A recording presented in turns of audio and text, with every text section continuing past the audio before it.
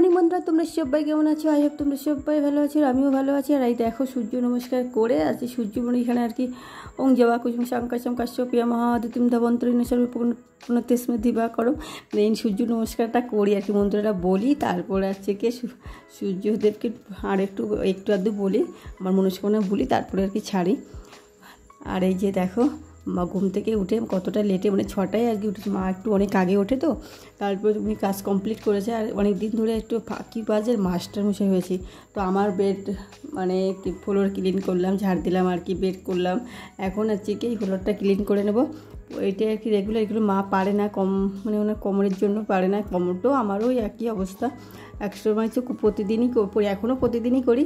কিন্তু কী বলো তো, এখন এই মপটা হওয়াতে আমার অনেক সুবিধা হয়েছে। অন্তত এত বড় একটা ঘর এই ছাড়া করতো, আগে রেগুলার করতো, আমার কোমর প্রায় অর্ধেক হয়ে গেছে, তারপরে জল চেঞ্জ করে করতাম। কিন্তু এখন একটু ফাঁকিও মারি, ফাঁকি মারতে বলে ওই এক মপে একবারই জল দিই, সেইটা দিয়ে, কারণ রেগুলার মুছি তো অতটা নোংরা হয় না। তবু তো পুকুরের সমস্ত কাজ সূর্যদেবকে অর্ঘ্য দেওয়া বলো। এই যে আমার মেয়ের আঙুল চলে এসছে, একটু সরি এটা বলে দিলাম, কারণ বুঝতেই পারছো বাচ্চা মানুষ ধরে পুজোটা পারে না। এই যে এখানে যেমন সমস্যা করছে, আর এর জন্য আর আমি যখন কতটা কাটবো, যখন এডিট করি তখন অতটা কেটে বাদ দিলে একেবারে ছোটো হয়ে যাচ্ছিলো, তো তার জন্য করতে হয় না। আর এই কাজটা আমি রেগুলার করি বলতে, সবসময় তো ধরে রাখা দেওয়া হয় না। যেমন এই হনুমান চল্লিশা আমি রেগুলার পড়ি, সেই বৃহস্পতিবার হলেই লক্ষ্মী মানে পাঁচালি পড়ি না, কিন্তু এই হনুমান চল্লিশা আমি রেগুলার পড়ি, রেগুলার সোম মঙ্গল বুধ বৃহস্পতি তুমি যা বলো প্রতিদিনই পড়ি। তো বন্ধুরা বাইরের তুলসী বেদিটাও পরিষ্কার করে ধুয়ে মুছে করে জল ঢেলে দিয়ে চলে এসেছি ঘরে এসে খেয়েছি, লেবু জল করে খেয়েছি। তারপরে এই যে এখন নিয়ে নিচ্ছি প্যাক, আর এই যে সৌন্দর্যের প্যাক, এই প্যাক লাগাই রেগুলারই, প্রায় লাগানো হয়, সপ্তাহে 4-5 দিন তো লাগাই। আর এই যে প্যাকটা হচ্ছে ডালের প্যাক, আর কালকে তোমাদের দেখালাম কী কী দিয়েছি। আর এই দেখো প্যাক লাগিয়ে এখন আর বসে থাকবো, বা জলটা নিয়ে চলে আসলাম, কারণ মেয়েকে এখন খেতে আজকে শনিবার সকালে আমি মানে রান্না আর করবো না, কারণ ওর বাবাও পারেনি। আর এই দেখো এসে মাতুপুরি করছে, মানে কী বলো তো ওই করছে, ও বলছে আমি ওই প্যাক লাগাচ্ছিলাম বলে ওই আমাকে বলে চলে এসছে, তো আমিও চলে আসলাম। যার প্যাক লাগিয়ে সময় নষ্ট করে লাভ নেই, মানে ওকে একটু অ্যাকচুয়ালি ও খিদে পেয়েছে খুব, বলছে মা খিদে পেয়েছে। আর শনিবার বলে আর দুজনের জন্য রান্না করলাম। মা তো সকালে খুব একটা খায় না, 2-1 দিন দিয়ে আর খায়। আর দেখো কত বুদ্ধি হয়ে গেছে, নাড়াতে পারছে না বলে চেয়ারের উপর বসে নাড়াচ্ছে, কিন্তু এটা ঠিক না, কোনো বাচ্চাকে এইভাবে করতে দেবেন না।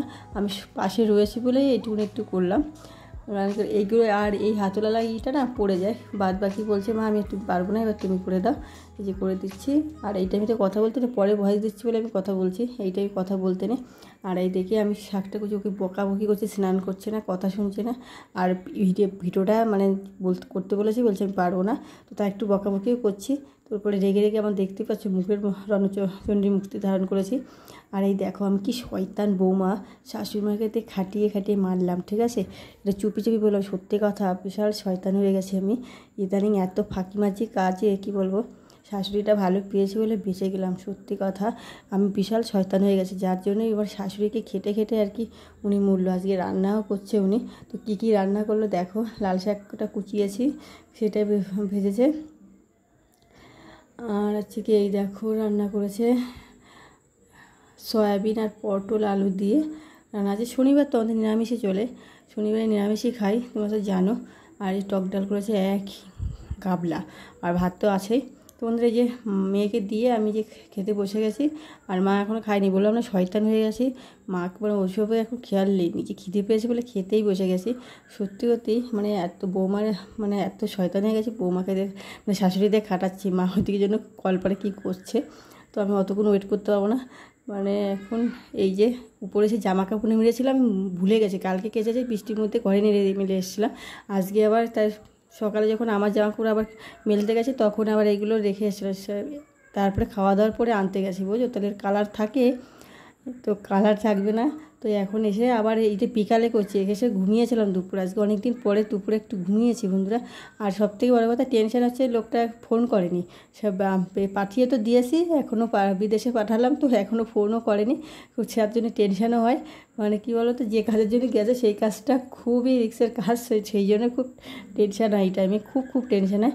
কারণ বলো প্রিয় লোকজন যদি বাড়ি না থাকে কেমন লাগে, আর তারপরে রিক্সের কাজে গেলে না খুব একটা সমস্যা হয়, সবসময় একটা মনের ভিতরে টেনশন কাজ করে। তো আর এখন প্রায় 5টা-6টা বাজে, কিন্তু এখনও ফোন করেনি। বলেছিল আমি ফোন করব, কিন্তু 6টা বেজে গেছে তখনও ফোন করেনি। তো তার জন্য আরও টেনশন হচ্ছিলো, খুব টেনশন হচ্ছিলো। তো মানে এই কাজে খুব রিস্ক, সেই কাজে গেছে।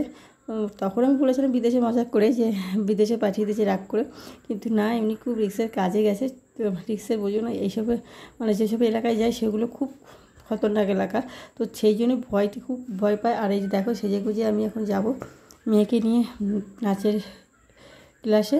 তো একটু এই ড্রেসটা আমাকে পরতেই দেয় না, কারণ এই ড্রেসটা ওর একদম ভালো না। ও বাড়িতে নেই বলে আমি পরলাম, পরতে দেয় না। তবু মাঝে মধ্যে ওর সামনে পরে, আর পরলেও বকাবকিও করে।